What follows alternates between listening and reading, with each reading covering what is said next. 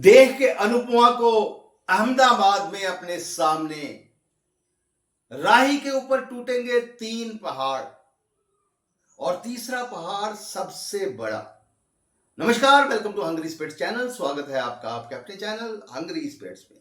तो बात करते हैं दोस्तों, पहले वही गुजारिश, वही निवेदन, जिन्होंने अभी तक आपका अपना चैनल हंगरी स्पिरिट सब्सक्राइब नहीं किया है, वीडियो के नीचे दिया गया लाल बटन दबा दे और चैनल को सब्सक्राइब कर दे और साथ में बेल आइकॉन भी दबा दे ताकि आपको वीडियोस के नोटिफिकेशन मिलते रहे। धन्यवाद। तो राही के ऊपर कौन कौन से 3 पहाड़ टूटेंगे?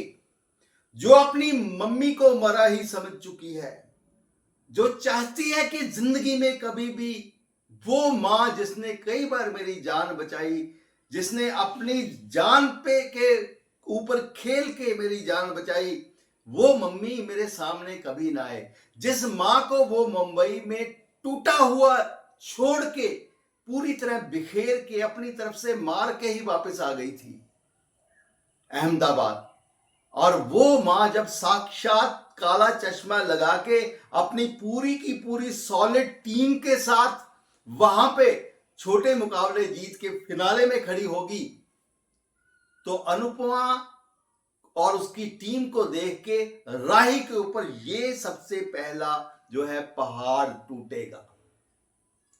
और दोस्तों, दूसरा पहाड़ कौन सा टूटेगा? दूसरा पहाड़ ये टूटेगा क्योंकि इसके बाद उसको समझ में आ गया, अब ये हो चुका है कि राही के लिए जीत बहुत जरूरी है। अगर नहीं जीती तो ये खयाती है, वसुंधरा ही सबसे पहले और मां ही इसका जीना हराम कर देंगे कि जीत गई। फिर बड़ी चली थी, डांस मुकाबला जीत गई, मां ने ही हरा दिया और उसको पता है अब ट्रॉफी और उसके बीच में मेरी मां खड़ी हो गई, क्योंकि मेरी औकात नहीं है कि मैं अनुपमा को टक्कर दे पाऊं। ये वो अंदर से बखूबी जानती है, भले ही ऊपर से कितना भी कह रही है कि मैं ये परछाई नहीं बनना चाहती, ये वो नहीं करना चाहती, बरगद बरगद पता नहीं क्या क्या कहना चाहती है, जबकि उसको ये नहीं पता बरगद का बेटा जो है पौधा भी बरगद ही होता है, वो भी बरगद ही बनता है। तो उस समय पे आखिरकार ये रोना धोना शुरू कर देगी, मम्मी को मैनिपुलेट करके कि मम्मी पीछे हट जाए। पर दोस्तों, इस बार अनुपमा पीछे नहीं हटेगी, क्योंकि अनुपमा के ऊपर अनुपमा समझ चुकी है और अनुपमा के ऊपर इस बार इतनी सारी जो महिलाओं का बोझ है, इतनी औरतों को उसने खड़ा किया है पैरों पे के ऊपर और उनको उसने लड़ना सिखाना है, ये रिस्पॉन्सिबिलिटी है।